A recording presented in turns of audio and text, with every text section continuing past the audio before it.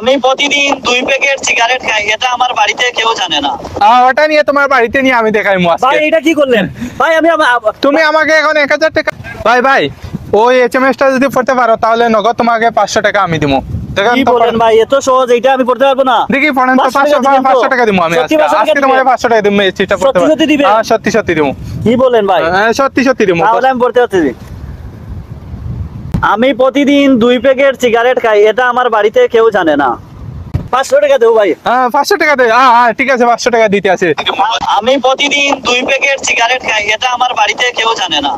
ওটা নিয়ে তোমার বাড়িতে নিয়ে আমি দেখাই ভাই আজকে। এটা কি করলেন ভাই?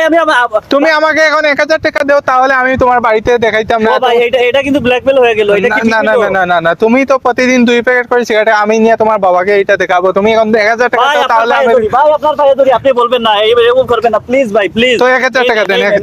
1000 ভাই ভাই